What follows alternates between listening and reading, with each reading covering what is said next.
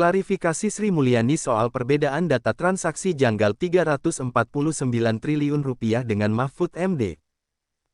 Menteri Keuangan Sri Mulyani menegaskan tak ada perbedaan data terkait transaksi janggal Rp349 triliun antara pihaknya dengan Menko Polhukam, Mahfud MD. Pernyataan tersebut disampaikan Sri Mulyani saat rapat dengan Komisi II DPR di Gedung DPR, Jakarta, Selasa tanggal 11 April tahun 2023.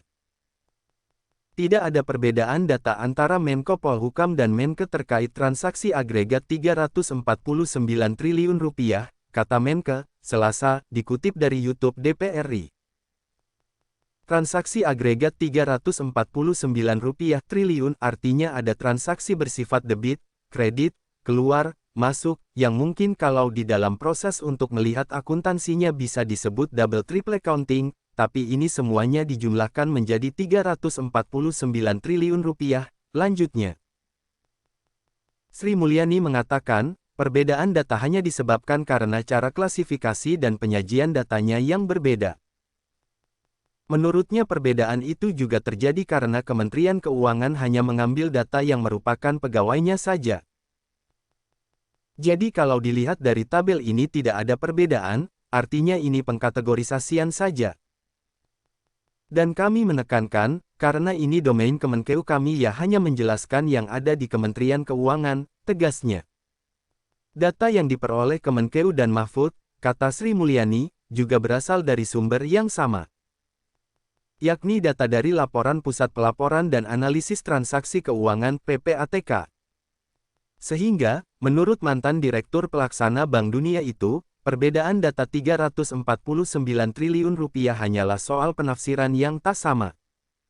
Sumber dari data ini adalah dari PPATK, kata Sri. Lebih lanjut Sri Mulyani mengatakan, pihaknya dan PPATK terus bekerja sama untuk pencegahan pemberantasan tindak pidana pencucian uang (TPPU).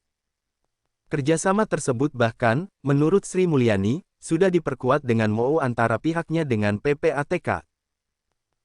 Kerjasama diperkuat dengan MOU antara Kementerian Keuangan dan PPATK, terangnya. Sri Mulyani mengaku sudah menyelesaikan ratusan transaksi mencurigakan Rp349 triliun. Pihaknya mengaku telah menerima 200 surat laporan hasil analisis (LA) dari PPATK.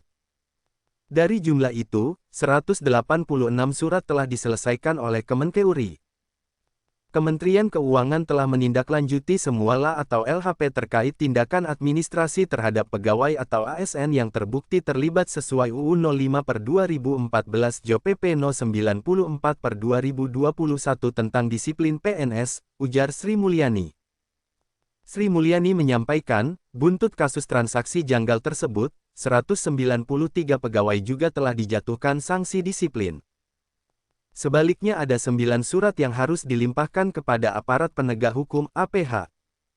Dari 200 surat yang dikirim PPATK ke Kementerian Keuangan, 186 telah selesai ditindaklanjuti dan mengakibatkan hukuman disiplin bagi 193 pegawai.